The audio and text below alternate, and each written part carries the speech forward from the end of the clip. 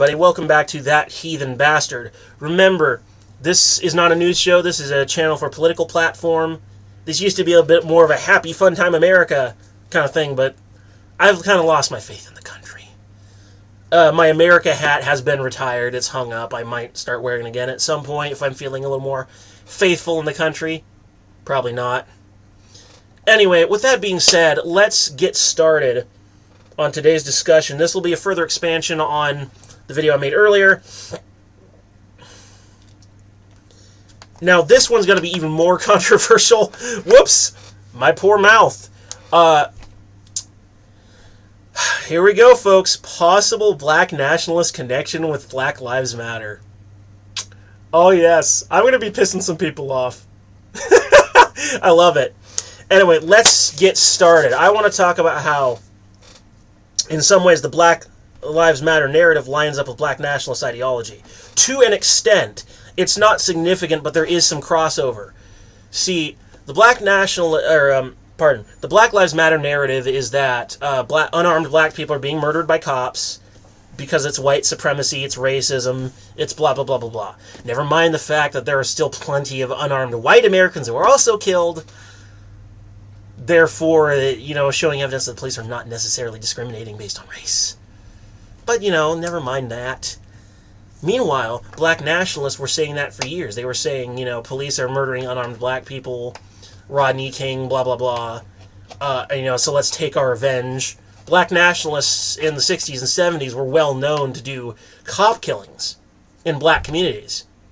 They would shoot them in the street, the cold-blooded murder, maybe sometimes even a lynching. It happened. It's happened. It's a difficult history. It's something that we've never gotten over. It's still a problem. It still happens sometimes. Independent journalist Tim Pool was talking a while back about how when he was living in Chicago, a black nationalist cop killing occurred right in front of his house. And he couldn't even leave his house because the outside was a crime scene. Like, it gets that crazy in Chicago. It's one of the most violent cities in America. And go figure, another big blue city. But yeah, there is a great deal of overlap on their talk about cops. They have similar sympathies. Black Lives Matter has not shown much evidence that they are genuinely racist in any way, but there are several Black Lives Matter figures who have said racist things, like that chick in England. I can't remember her name, but she got shot by someone saying racist things. And of course, everybody was trying to downplay her talking points, blah, blah, blah. The Amazing Lucas was talking down her points. And I've already stated in my previous video, if you don't want accountability, then you support them. Period. Period. That's where I'm at. I'm saying, like, if you want to support them, whether it's soft support or hard support, downplaying their talking points is soft support. You're one of them. You are one of them, Amazing Lucas. You are a black nationalist supporter. Period. But the BLM narrative lines up quite nicely. And that's why what brings us to our next talking point is instances of black nationalist ideas and talking points utilized by BLM. I'm trying to remember her name, but there was this one chick on Facebook who was espousing melanin theory and being racist, and she was the leader of a chapter, and their response was simply to remove her page and deny she ever existed. Many of you will remember that incident. I'm not so good at remembering names, but that happened live on Facebook. I personally witnessed it. There's several photographs of Black Lives Matter sharing similar talking points, painting them on like restaurant signs, little restaurant signs, like the little ones, like the chalkboard ones that split into two parts shaped like this outside restaurants. And on the one side they had it, talk about putting white people into slavery and blah, blah, blah, blah, blah, blah, recreating the black experience but for whites, blah, blah. And there was a group a while back, I have them recorded as evidence as well, of white people wearing shirts that say "so sorry" and made to wear yokes and being whipped by black people. So it was basically LARPing. It was live action role play, only the whip marks were real. And the white people whipped themselves in this group. I can't remember the name of it, but I have the evidence in my big old archive. I have all this shit archived. because I couldn't believe what I was seeing when I chose to research it. So I have it all archived. I've been thinking about putting my stuff in either a Google Drive or something. Some way so I can easily transfer it to you guys so you can see it. Either way, you could probably message me on Facebook or something, and I'd be glad to share it. But I don't really have a Facebook account for this channel. I probably should. I know I've got a Twitter for it. But yeah, there are instances of black nationalist ideas and talking points utilized by BLM, photographic evidence, people saying these things, that sort of thing. There are clear instances. So it could be that BLM has been infiltrated. It's not the first time a racist ideology attached itself to a cause that was for that race. That's certainly not a new thing. Happens all the bloody time. Let me tell you about the few causes there are that support still small, relatively small demographic of whites who've experienced racial prejudice, how white nationalists and separatists will attach themselves to those causes and corrupt them irrevocably. Why wouldn't black nationalists do the exact same thing? Of course they would. Of course they would. They could have easily infiltrated the BLM ideology. And the simple reason is because they share the talking point about police officers. There is political overlap. And that overlap would give them some interest. And they could have easily infiltrated the BLM ideology.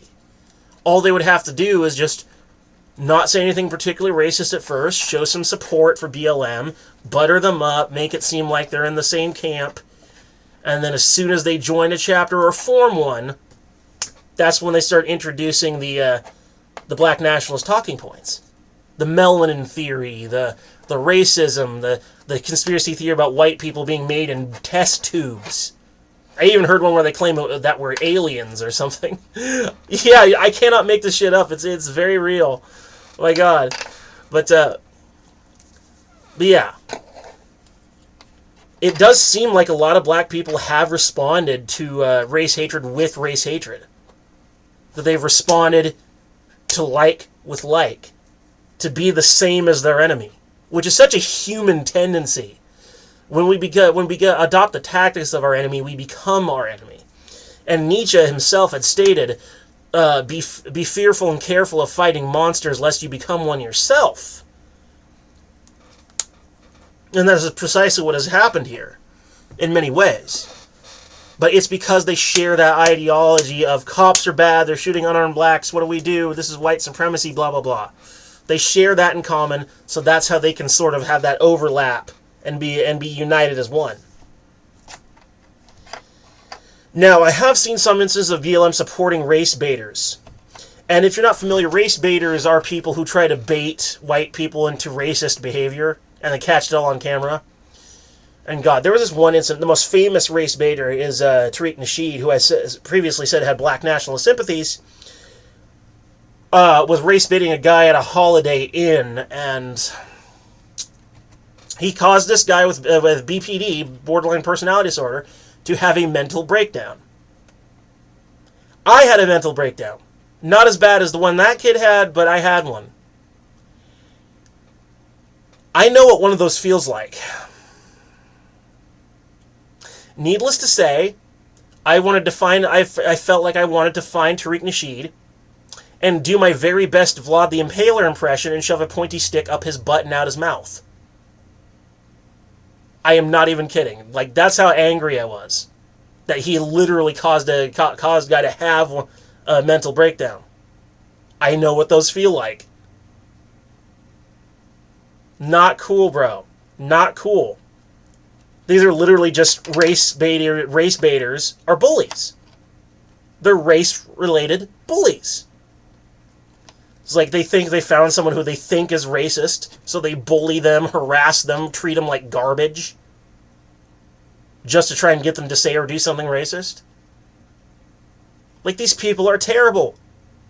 Race baiters are legit horrible people. And BLM has shown support for them in the past. It was soft support. Some of the BLMers even are race baiters themselves. And why I mention that is because I think that, generally speaking, it would seem that Black Lives Matter and race baiting and even black nationalist leanings and sympathies have become one big happy family. It's sort of a trinity of how to basically get revenge on Whitey, kill Whitey, hit him back. They were racist to us once, so now we're going to do it to them. That sort of thing. And it's the shit that you don't want to talk about. Initially, the BLM hashtag was just, oh, hey, we're getting killed by cops. You know? Want to show us some love? You know, white America? And that's fine. The initial response was fine. Of course, you're getting killed. That's not cool. I don't want to see unarmed American citizens get killed by cops. It's horrible. Hell, I used to be accused. I was accused by my own brother of having an anti-cop agenda just because I shared stuff from Cop Block back on Facebook when it was still an active page. So, see, apparently wanting accountability for the police is an anti-cop agenda. Pfft, please. But when the Marxist organization BLM started and showing their clear sympathies to race baiters and black nationalism, it's like, yeah, I kind of don't feel like supporting these people. Mind you, I don't have any actual proof of their connection. But when you connect the dots between their talking points, between the race baiters and the black nationalists and BLM, you begin to see points of connection. It's a hypothesis. It's a strong hypothesis. All I'm really lacking is solid evidence of a connection. Now, if I had a photograph of a race baiter hanging out with a black nationalist and a BLM, and they're all chilling and being buddies and they're talking about the same shit, that would probably be good evidence. But, you know, I'm getting there. But, moving on to the next talking point, some BLM supporters do appear to be cult members. And yes, I know, I go to this a lot for extremist groups. How it's like a cult, no, it's a cult, and blah, blah, blah. Bite model. I know, I do that a lot. I realize that.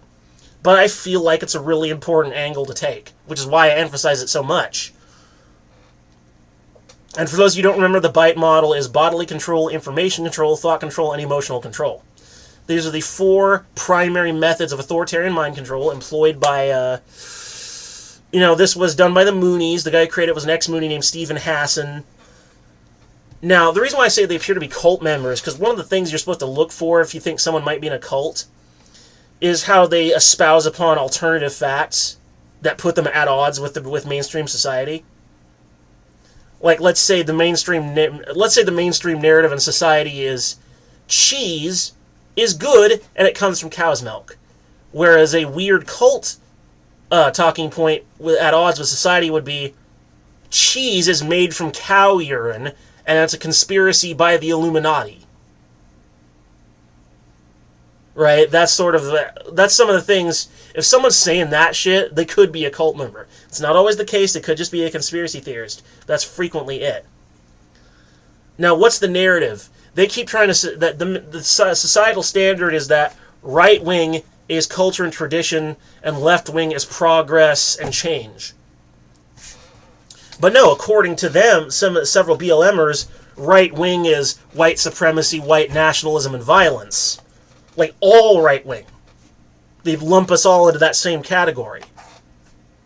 That's a very cult-like tendency, to have that counter-narrative to the rest of society, to put yourself at a slant. Because that's the sort of indoctrination and false facts that cults use to manipulate people and to get them to behave how they want them to. And several BLM YouTubers have said these things. That right wing is automatically bad, automatically negative. They use right wing as a pejorative, which is further evidence that they're radicalized. Radicalization is also part of cult tactics. They do behave somewhat like cult members. It would be interesting to take a Black Lives Matter chapter, look up videos or something, and listen to them speak into the camera and then compare their talking points against the BITE model. Looking for any of the typical checkboxes, like separation of insider and outsider doctrine, encouraging black and white, us versus them thinking, uniforms, uniform ideas, uniform feelings, controlling who you're allowed to have sex with, blah, blah, blah. It would be interesting to try and take their talking points of behavior off of video and compare them. I've done that for Rose City Antifa. They checked off a lot of check boxes on the information category. Excuse me. I also did Extinction Rebellion. Total cult. They even have uniforms, for crying out loud, like cult uniforms. They regulate the person's physical reality. Right? They're classic. Extinction Rebellion's classic. No one would deny they were a cult. And Rose City Antifa, if you extend the logic to include Black Bloc, that also counts. So, I would love to see if I could compare BLM to that Byte model comparison and see how they ranked. Because let me tell you about the cult-like nature of racist orgs. I'm going to tell you a story that I've never told anyone yet. During the 5 to 8 weeks, I was trying to emotionally recover from past prejudicial behavior onto my person. There was a brief time where I interacted with a religious organization established by a certain ex-black metal musician who may or may not have given his roommate one too many fatal pokes. And it did take on a very cult-like nature after a while. The religion in question is called odalism. It's a racist interpretation of Norse heathenry, paganism, and so forth. And it had a racist spin. Definitely. Right. And the person I'm not going to name, a former black metal musician, after a while began to exhibit many of the cliche early signs of a cult leader in the making. Things that you would normally look for. I have not taken official training, by the way, but I have read tons of anti-cult material. There's even Byte model shit in the military. The military controls people. And that's controversial, technically that was already known, by the way. But, it's so you can be more effective soldier, blah, blah, blah. Yeah, but you're also literally rewiring people's brains in the military. So I'm like, make them a better soldier and loyal to the United States, sure, but you're also changing them fundamentally, much like a cult would. So, that's kind of sketch. That's kind of sketchy. But cult orgs do that too. But the guy who was in charge of odalism, they buttered me up, they brought me in, they started filling my head with crap. Until I saw the cult-like nature of where the leader was going. And I was like, oh, I was beginning to see the Byte model shit that I was already into at that point. And I was like, oh crap. And then I put distance between me and them, and I went down my own spiritual path that's still similar, but has nothing to do with any sort of racism. And I've cleaned myself out of that, for the most part. But many of these groups have a cult-like nature. They use certain informational control tactics. They use censorship and propaganda to control the flow of information within the group.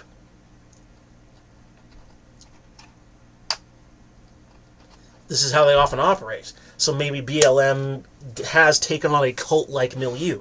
I know for a fact that Antifa has, because I've done the experiments. I tested them by going onto YouTube and watching stuff from back when they were still willing to be interviewed, and taking their interview answers and comparing them, or visiting their websites like the Antifa blog, It's Coming Down, and a lot of it did pretty much check up as your typical cult bullshit.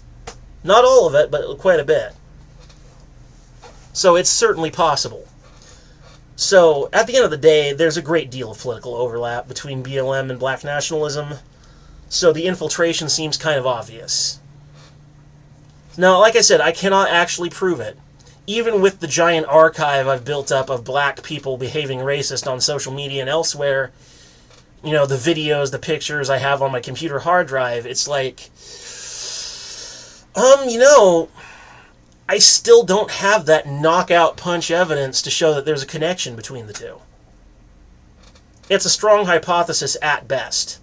They're definitely sympathetic, no question. They're certainly sympathetic to Marxism, which I've already espoused why Marxism is bad.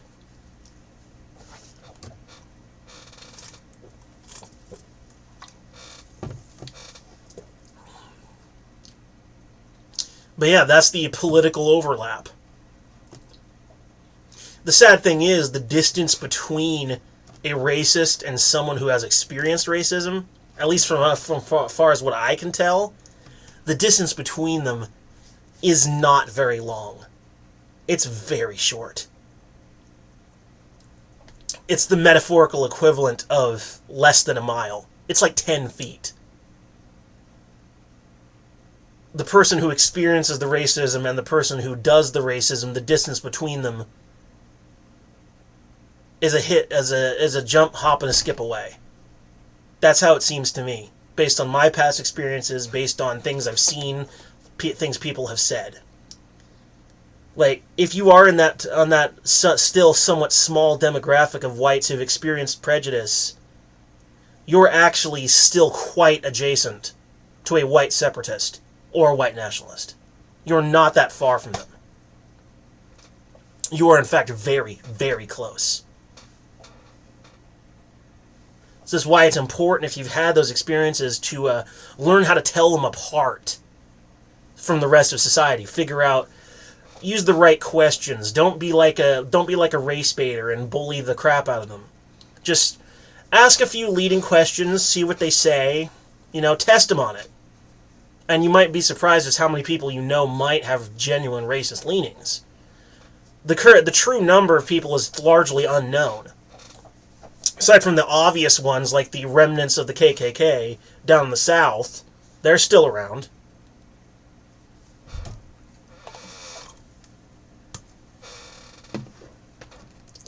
But regardless, that's pretty much all I have to say about that, so just watch out for those people. Once again, down below will be a link in the description to my books that I write. It's fun little adventures, Basically, I'm currently working on a thing called the Human Saga, which is essentially cyberpunk written by someone who doesn't really understand cyberpunk. It has the look and feel of cyberpunk, but it's really more of a traditional action sci-fi. Sci-fi opera.